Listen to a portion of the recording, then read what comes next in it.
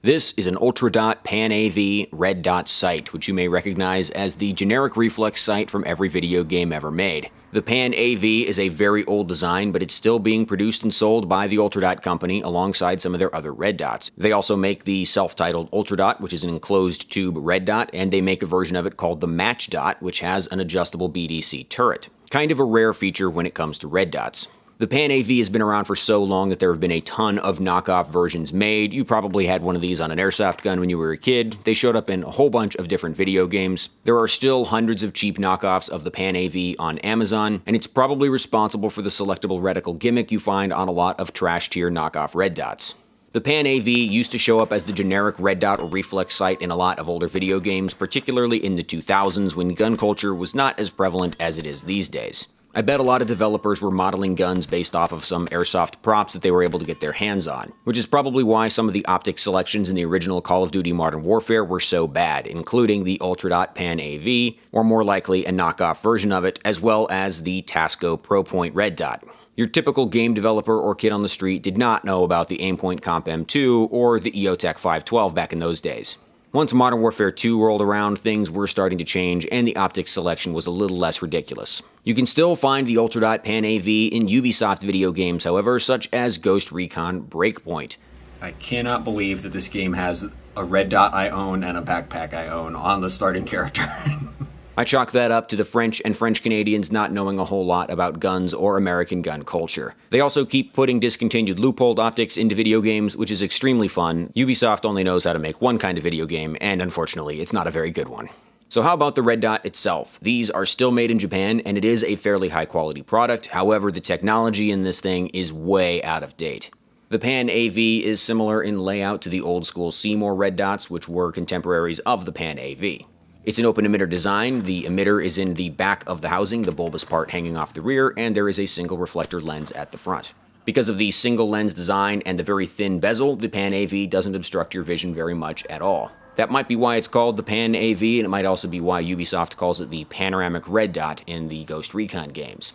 This red dot is powered by the ubiquitous CR2032 battery, which is installed into the brightness dial. The brightness dial also controls power. It has 8 settings between 0 and 7.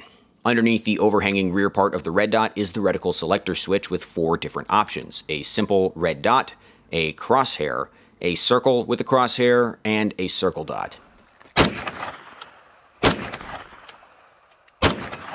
You weren't kidding, this thing fucking occludes your target so much. Yeah, try the, what setting are you on? I'm on I'll go circle, circle, dot, dot.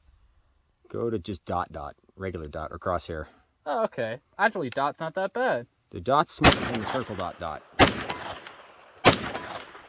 It's hard to guess at the battery life of this thing. This is not like the more modern red dots that you can just leave on all the time. It doesn't have shake awake, it doesn't have auto off, and it probably has a very short overall battery life. And I think part of that is because all 4 reticles are always on all the time. When you move the reticle switch, what you're actually doing is cycling another emitter into position. It's difficult to tell, but I'm pretty sure that when this thing is powered on, all 4 of the red dot emitters are active, and the one that's facing forward is the only one you can actually see reflected in the lens. The other ones are covered up by the body of the optic. If you're looking through the optic while you cycle through the different reticles, you can see them rotating into view.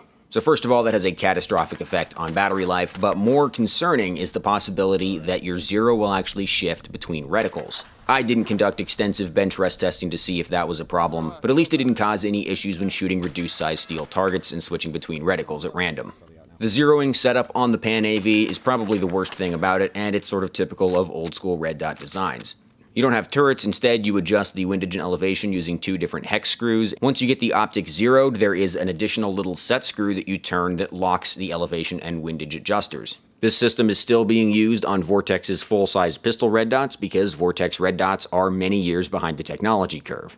I was curious about the quality difference between the Pan-AV and the ubiquitous knockoffs that you can find all over the internet, so I picked up one to try for myself. I tracked down an old Sightmark Sure Shot because it looked like one of the higher quality clones, and at least it comes from a real company, so I figured I'd be getting the best possible knockoff. I was actually kind of surprised that the Sightmark wasn't anywhere close to as well made as the Ultradot.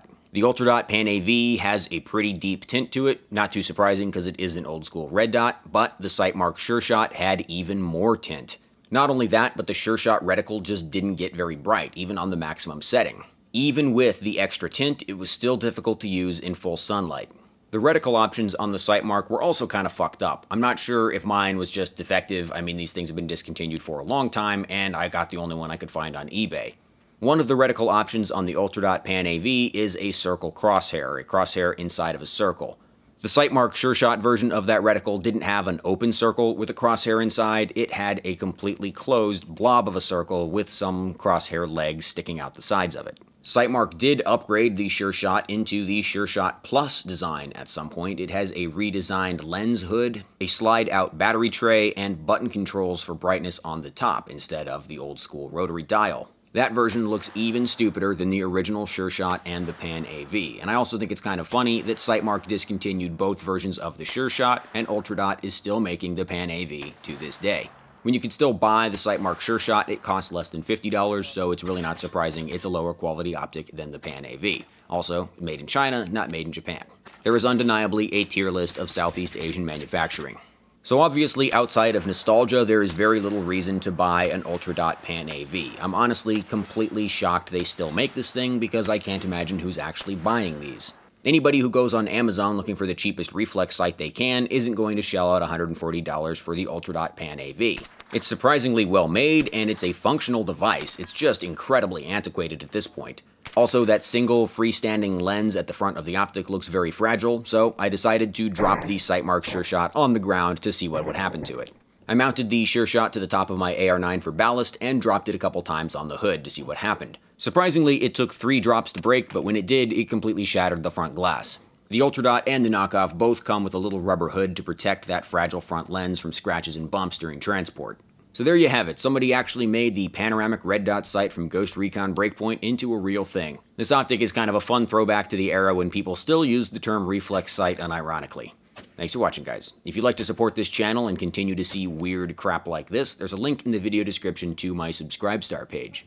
There's bonus stuff on there, like podcast episodes with Mr. Brassfax, as well as some bonus videos and some completely useless Discord integrations that you definitely shouldn't care about. It's fucking Discord. It's not real life. See you next time.